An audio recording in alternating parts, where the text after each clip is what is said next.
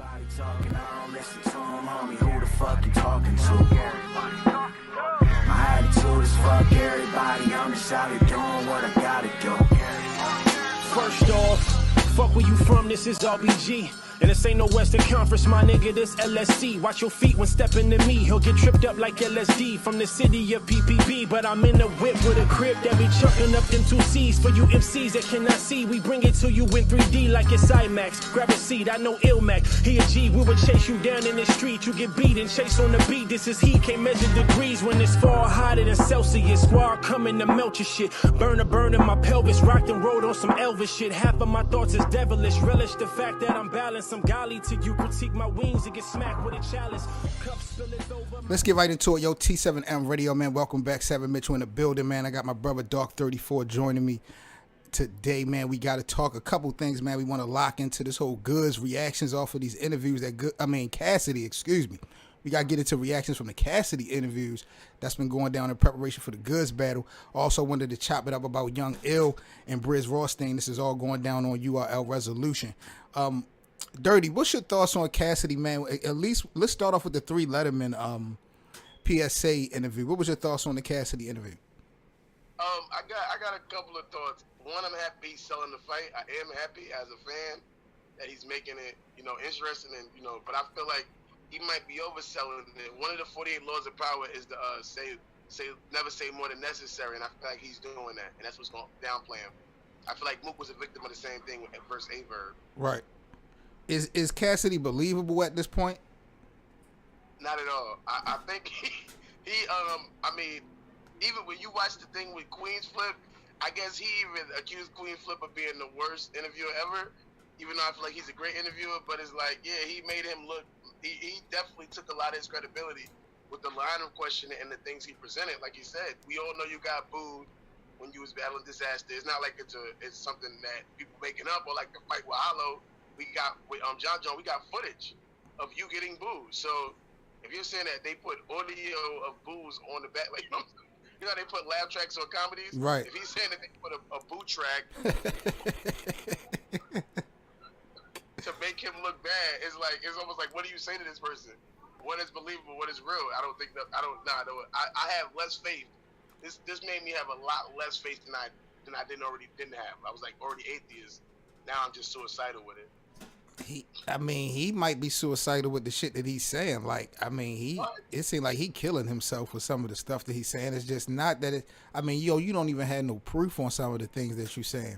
And it's so amazing that you wanted to never hooked up with Beasley. He said Smack. Did you introduce them? All them niggas do that. All these niggas always want to put themselves in position to help Smack to get to where he at, yo. Who are you? All right. I see if Beasley was your cousin and Smack happened. You know what I'm trying to say? Please explain why Smack wouldn't have met Beasley and started URL if it wasn't for Cassidy. Cassidy is wilding for the night. What you think about the face-off? I was a little bit disappointed in the face-off. For us to be waiting for so long, it wasn't that lit to me. It was all right, but I thought the presentation was definitely different. I see they trying to step it up as far as the way they shot it with the different battle rappers commenting on it. I thought it looked real clean. I like when people change it up. I feel like a lot of things become just so cliche and overdone. So the way they set it up, I think it went with the prestige of the battle. People are trying to downplay this. I heard a lot of people say that K-Shine versus Tay-Rock is the bigger battle on the night. But to me, I don't know what world people are living in. A rematch is bigger than a battle that we never, you know what I mean? That of a guy who we kind of want to see get killed, or how is this not the biggest battle of the night? How is this not the biggest battle of Resolution? Not at all. Not at all. But I'm saying I like the presentation. I'm not gonna front because it did look box office. It looked next level. You got all the other niggas commentating and chiming in on it. But I thought that it would have been a little bit longer between those two specifically. I like how Queen's Flip was, but it seemed like they was jumping Cass at one point, my nigga. Yeah, that's what I said. I said that just there. It seemed like almost like Queen's Flip just don't have no respect. But how much respect? It's like, all right, let me tell you something one time. I remember when I was a kid, I'm from Southside Jamaica. I met Mr. Cheeks. This is no disrespect to Mr. Cheeks or the Lost Boys. Now, when I was a kid, that's when the Lost Boys first jumped. Don't tell nobody how long ago that was. Nobody Google that. But I remember when they jumped and I was so hyped. By the time I had met them, they have fake fell off already. This was right, you know what I mean, right before Freaky Tah hit or whatever. But either way, I wasn't impressed by Cheeks at that point. And I think that's what it comes down to, that nobody's impressed by Cassidy. Who is Cassidy? Right. The guy who made Hotel with R. Kelly? Who is Cassidy? Real life. Who is he, son? Well, I mean, he looking at it from the standpoint of the niggas that he done rubbed shoulders with over the years, you dig? And he trying to downplay niggas, which I don't appreciate. Especially if you feel like, if you really honestly feel like you the reason why we here, you shouldn't be downplaying this shit, because it seemed like you shooting a shot at yourself. How did you say that? Like I said, I think he lost the. I'm sitting there watching the battle. The other thing that me and you didn't talk about was, did you watch that GOODZ interview when GOODZ was saying that Cassidy's gonna say something about his daughter? You seen that? Yeah, I peeped that. I peeped that. Shout out to Uncle Rob, man. He got right to that. That was interesting to find out. And when he said that, I was like, I automatically, like, you know, I remember 50 Cent said, "Are you illiterate? Can you read between the lines?" I automatically knew what he was trying to say. Was that I want to talk about that tranny shit. And I can't, if I tell him he can't talk about my daughter, I won't be able to talk about that tranny shit. So I need everything I can use against him.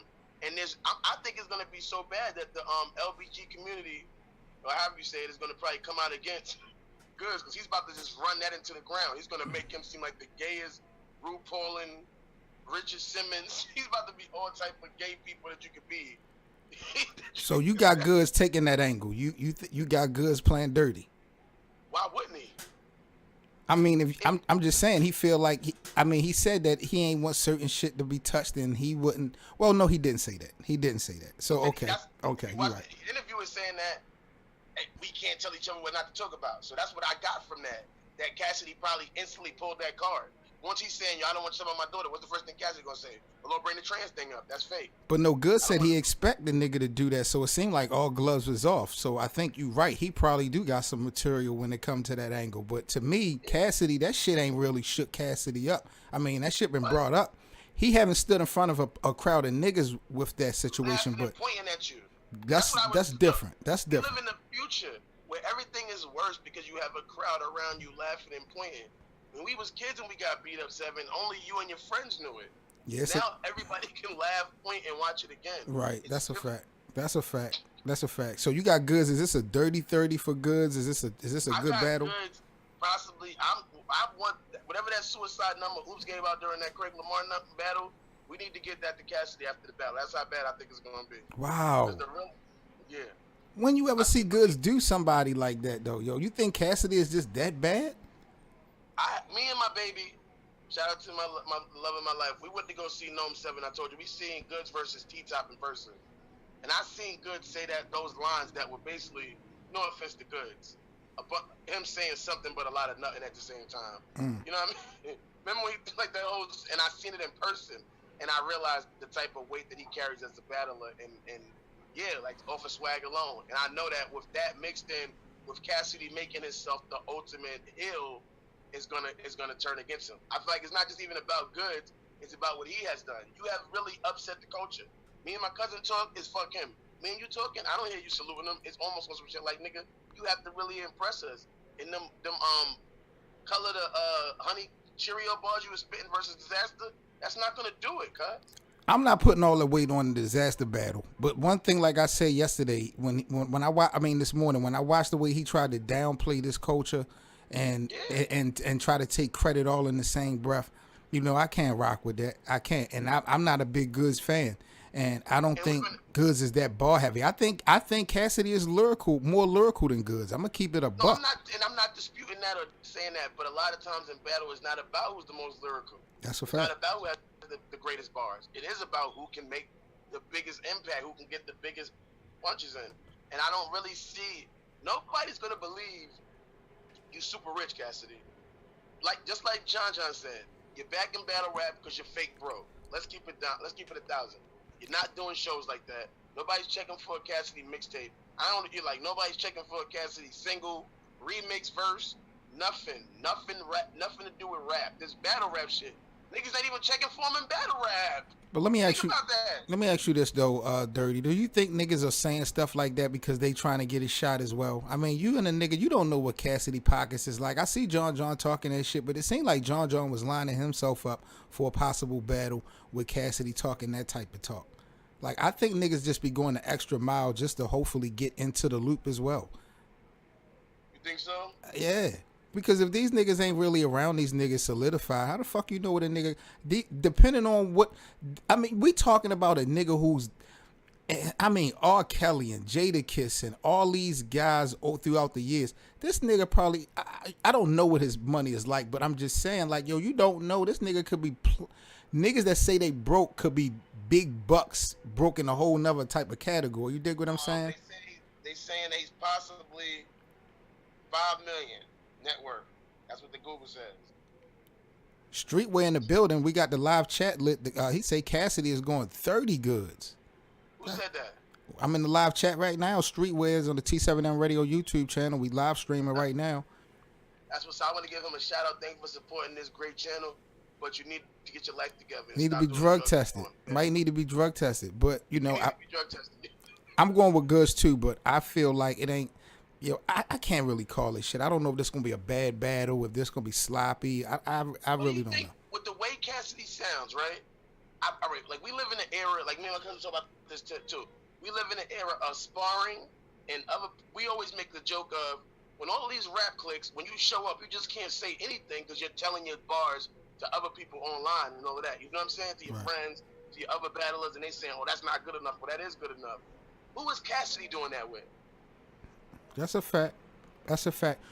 We about to take a quick time out here, man, on T7M Radio, man. When we come back, we're going to lock in. I want to talk about another battle that's going on a resolution called Young Ill versus Briz.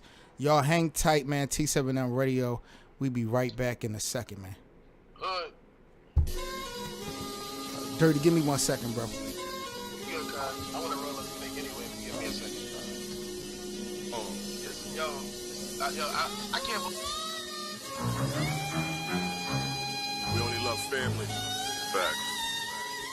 Wolf. For life. So much drugs on the table, you think it's evil in us. Got so used to the money, don't feel illegal with it. You on your way to the top, I hope to see you with us. My whole campaign trip, game for season tickets. I was broke on that block with the 9 milli. So much blow on that block, my mind chilly. Sticking dealers for coke, my kind filthy. Hit your hitters for notes, them times kill me. It's not the price of the body that thrives the killer. It's the reason to kill him while crime is picked up. Get your gun, pull your heat out. They hating